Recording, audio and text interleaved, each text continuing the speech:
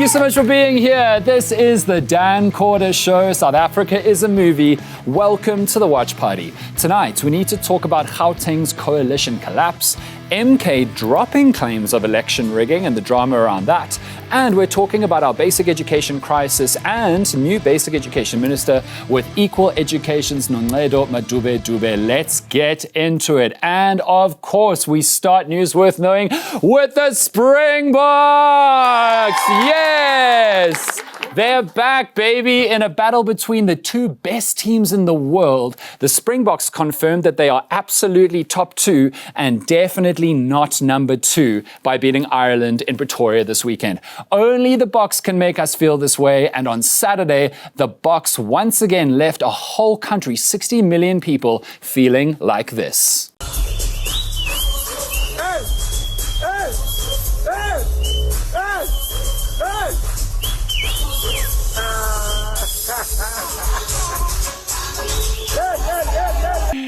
It was a beautiful homecoming first game in South Africa since the World Cup for our back-to-back world champions, and there were so many moments to show how the Springboks managed to bring South Africa together like the Government of National Unity only dreams of doing.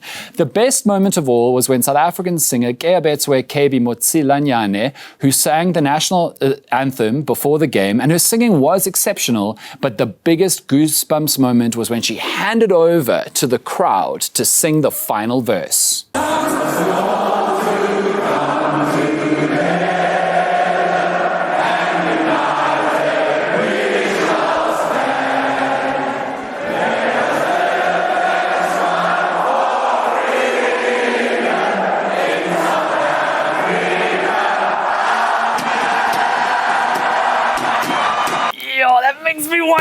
It just makes me wanna tag me in, coach. Tag me. Oh, I want to go to war. I want to shout at Ibn Etzebeth, but from a very far distance. No DNA, just RSA. Next on News Worth Knowing, the new government cabinet was sworn in last week, and the swearing-in ceremony confirmed that we are in for another 5 years of box office entertainment from our politicians. There was Gauteng McKenzie mentioning the last time a judge told him to sit down. Thank you. Take a seat. The last time a judge asked me to sit, he made me sit for 10 years. Guys, our country is crazy.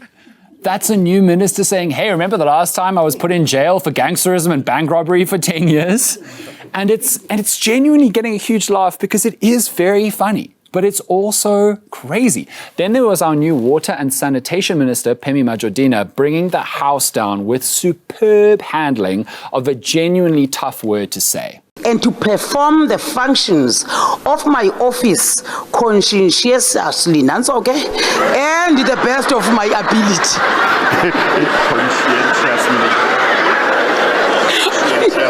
Conscientiously.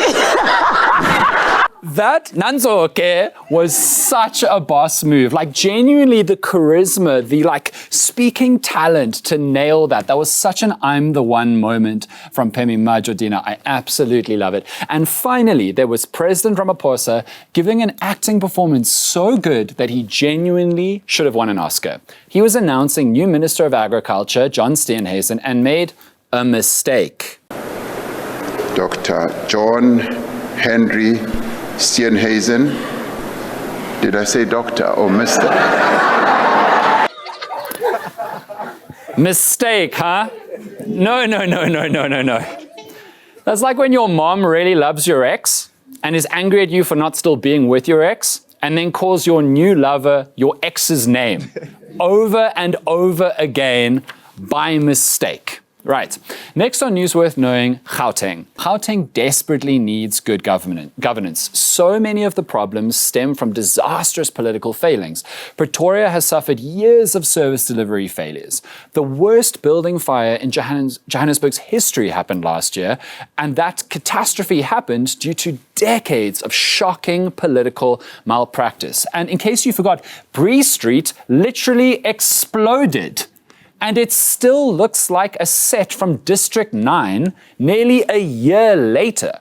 Joburgers are now dealing with days to weeks without water, which has led to this new protest song.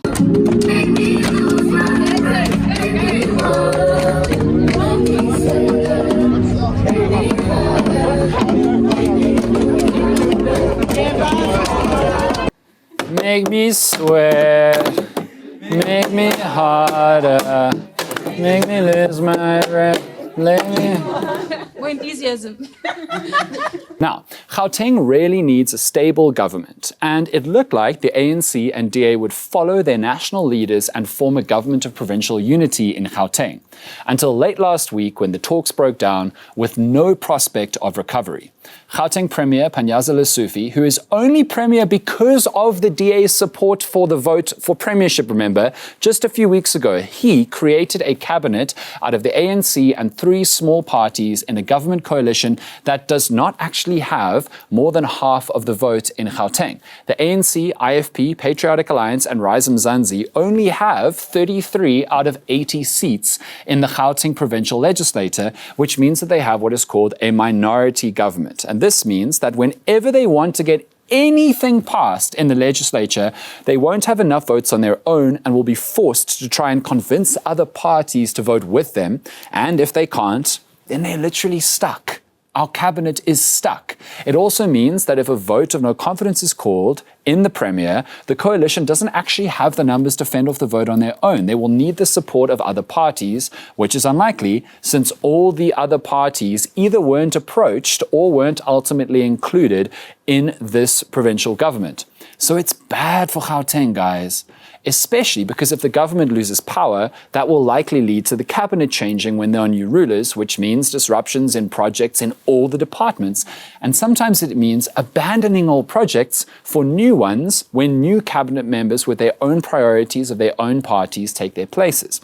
The Joburg building fire partly happened because the government kept changing in Gauteng. So MECs would come and go, and derelict, dangerous buildings didn't get the attention they deserved because of the disruptions and changing of focus.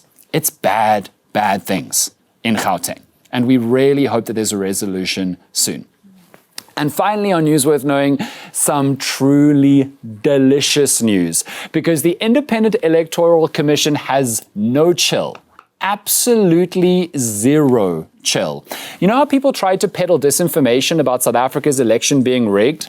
And then Jacob Zuma's MK party went to court where they accused the IEC of deliberate vote rigging. MK claimed that there were 9.3 million votes unaccounted for. 9.3 million. Only 15 million people voted full stop. 9.3 million votes is all of Mpumalanga, Northwest and Northern Cape that MK says is missing. It's Western Cape and the Free State. But MK insists that had these mystical 9.3 million votes been counted, they would have won the whole national election. And MK insisted that grand election rigging had taken place. They said they had experts who had proven serious election irregularities to them, and that experts had shown that the IEC's election system and dashboard were compromised to them. But these experts had only shown this to them. No one else. Only MK. The experts do not have names. Their qualifications were not shared. No expert co-signed MK's claims to the court or the media. They did not explain the methodology that these experts used. No evidence, just vibes. And then, last week, they withdrew their court case. They pulled out, which is surprising considering the leader of the party. And they... I really debated whether or not to put that in. They said they needed more time to prepare comprehensive reports. But you said you had proof, MK. You said the experts had proven it. You opened your court case and made a stink about it to the whole South African public. So show us. Now, MK is saying there are procedural and technical issues that need to be complied with to present the evidence. But what does that mean? Did you create a court case on evidence you said was watertight and now you're saying your own submission can't be shown in court? What is this? Are you saying your lawyers screwed up the submission? No, you're not. How is your evidence somehow incomprehensible? This is insane. And now the IEC is doing the saltiest, salt-bayest, best thing. They're demanding that the court refuses to accept MK's case withdrawal.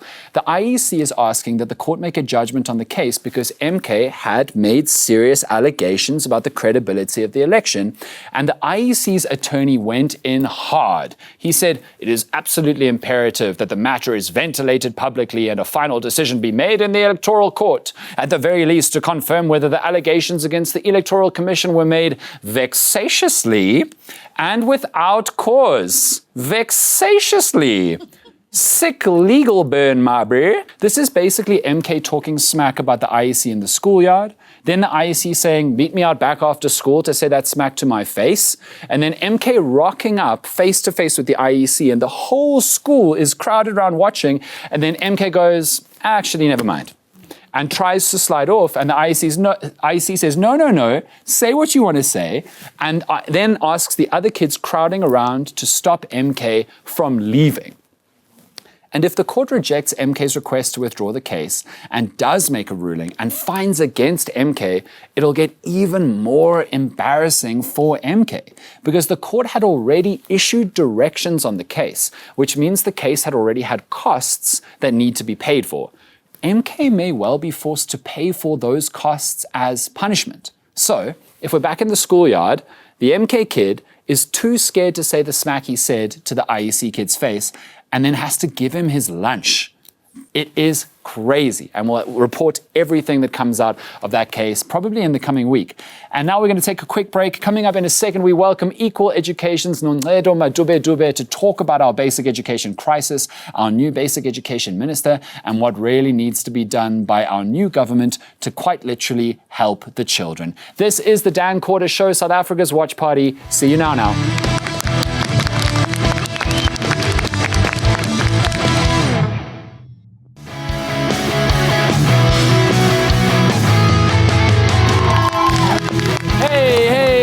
Welcome back to the Dan Quarter Show. South Africa is a movie, and this is the watch party, but you knew that already. Now, amid so much new news, I guess all news is new, but new news about the new cabinet and new ministers and a new government, we need to look at specific ministries and their responsibilities and what challenges they're going to be facing. And one of the big ones is basic education. We are a country which dropped the pass mark to 30% to help our basic education system. We are a country that has found as many ways as possible to help students, and yet still so many kids, for reasons outside of their own control, start in grade 1 and do not make it to matric. So when we look at a 70 or an 80% pass rate, that's only of the kids who made it. There is a deep and profound basic education crisis in this country, and now we have a new minister.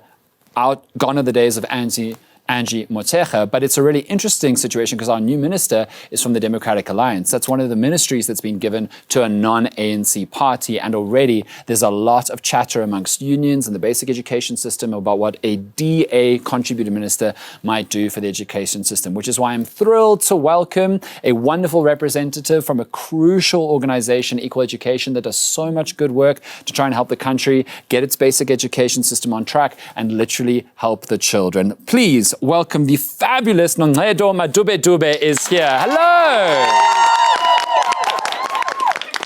That was nice. They like you. I fucking love that. Thank you so much for being here, for flying up from Cape Town. We really, really appreciate your time.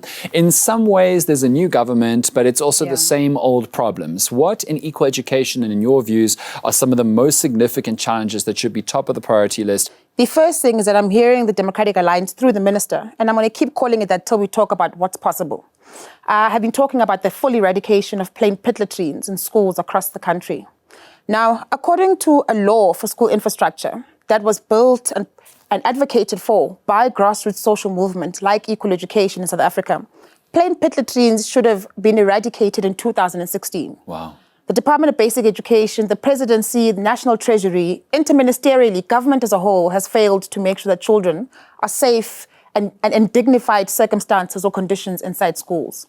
So the DA is flagging and touting that they'll be the government of the day that is able to eradicate plain pit latrines.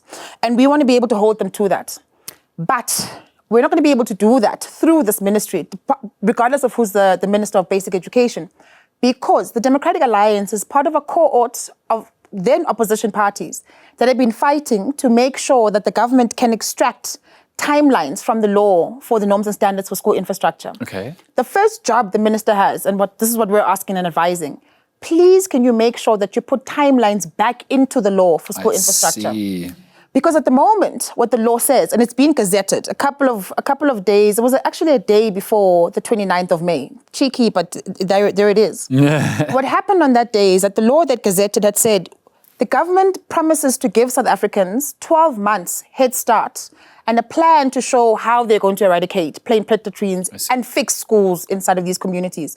But we don't need plans from government. We need timelines, and we need some kind of semblance around how National Treasury is going to fund these programs and make sure that schools are in fact being built. And do that within the regulated timelines. Make sure that by 2022, it's a past deadline now, there isn't any overcrowding in schools. This is a really good example of, I'm sure, what a lot of challenges are in the basic education department. Because what I want to know is, if the government by law should have eradicated pit latrines already, why did it not happen? It's a complex thing because the departments, the propensity and the legal obligation of the Department of Basic Education to build schools rests solely on provinces. Oh, I see. And so provincial opposition parties like a Democratic Alliance will tell you that the best way to run an education system is to decentralize power. Yeah. So make sure school governing bodies at local level can, for example, inform the language policy, the admissions policies. What we've learned with the radical decentralization is that it hurts or harbors or perpetuates a very unequal education system. Because it means that privileged societies and communities can then leave things as they are. We'll have 20 learners in a Rondebosch school and 68 by norm in a school in Khayelitsha. For sure. And so what we've been saying to the Department of Education is that there are a couple of things there that the minister must do in her reform agenda. The first is to drive down the 5.1 billion rand that was irregular expenditure for the Department of Basic Education in the last financial year. Yo. It can't be that you can't build schools, but we don't know what's happened to 5 billion rand. I can't even conceive of not being able to explain where 5.1 billion rand went. And every time civil society talks to you about this, you get combative. So the one thing that I would deeply encourage, and they're young enough to understand this, never mind the fact that they come from a very combative Democratic Alliance, you have to be open to engagement from civil society. We're in the business of building state capacity. That's our sole purpose, but we do it from a very genuine and authentic lens because we are inside of the school community every single day.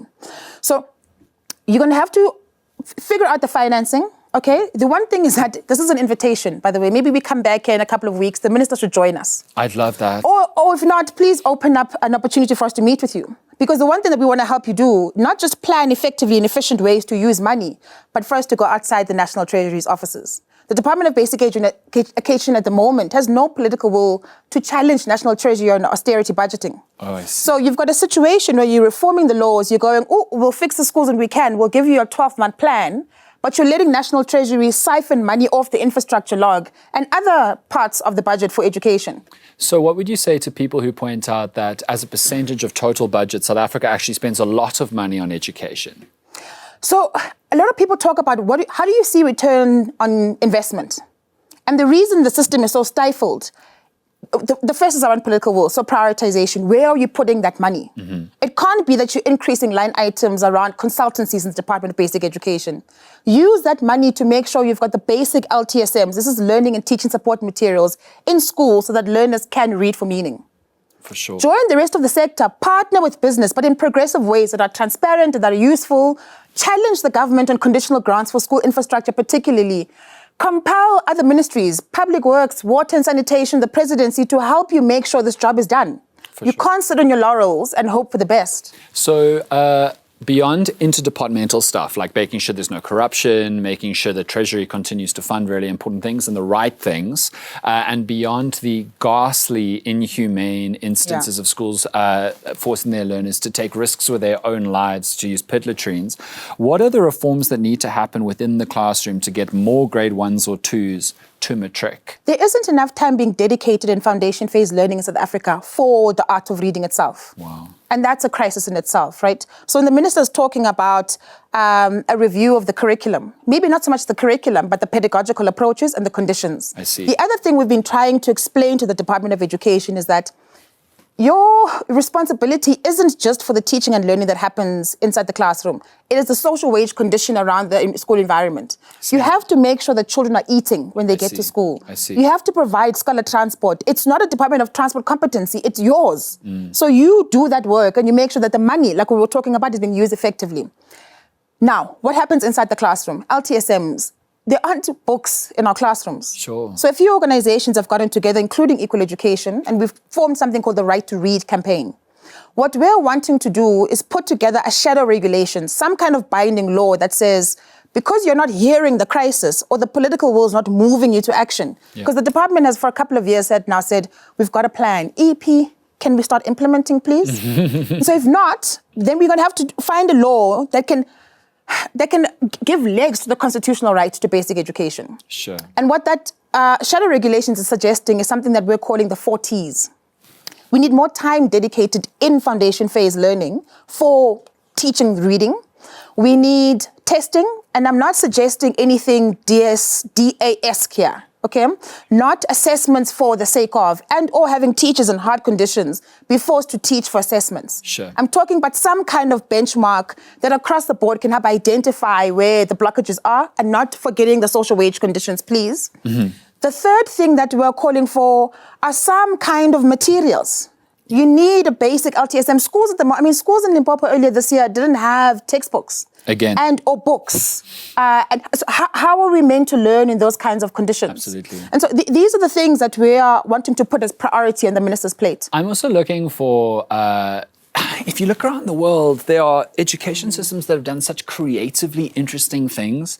Like, I don't know if you know this in the studio, but in Nigeria, Scrabble, the game, the word game, is like a mandatory game to play in schools, which is so obvious. You gamify and reward people who build their vocabulary. And it's led to an excessively well-read, inspired to learn group of young people. That for me is so simple. Like, even though Scrabble is what our mums play and we don't really get it and we want to play Candy Crush instead, like, it's such a good mechanism to incentivize that kind of thing. But Nonledo, we are running out of time. I was told once by an education expert that one of the worst things about our failing basic education system is that it makes the people who it fails, the kids who don't get to matric, so humiliated, so alienated from society, so fundamentally rejected because they can't even offer a matric to get a job, so feeling like they are not worthy or good enough to be a part of our functioning society. And that kind of hit to dignity is so devastating. But what I wanted to ask you, considering everything that you've just said, is are teachers in South Africa going through an emotional crisis like that, feeling so hopeless, desperately trying to help these kids and with no support? It must be really miserable to be a teacher in most schools. I want to answer that with 2 quick things. The 4th T in the Right to Read campaign I was talking about earlier is around teacher training. And what we found out is that it isn't enough to do train the trainer sort of program interventions. You have to get inside of schools and support those teachers on an ongoing basis. It would be frightening to share the ratio between subject advisors and teachers, especially in rural provinces. Okay. So there's also an inequity about how many subject advisors can go into those schools, at least per quarter, and go check on those teachers. That's the first condition. The second is that 40% of the teachers we have in the population now will be retired over the next 8 years. Wow. But there aren't enough teachers coming out of varsities that are going into the system. So you're getting overcrowded schools, overburdened infrastructure, little political will to fix those conditions, but less teachers and less qualified and experienced teachers in the system as well. The system is volatile, and we're asking for what exactly you're suggesting, some radical interventions. We're going to have to think out of the box. We're going to have to lean into our school communities and really give space for all of us to contribute to making something very different. Nonledo Madube-Dube, phenomenal. Thank you so much for being here. And that's it for the Dan Corder Show. We'll be back tomorrow evening at 9:30 right here on DSTV channel 403 on ENCA. And you can watch the full episode. All of the full episodes are on enca.com. We need to go. And as always, at the end of the show, I like to pay small tribute to a dearly beloved friend of ours who's very important in the basic education system, a green alien who left too soon. Bye-bye. Bye-bye. Bye-bye. Have a good night.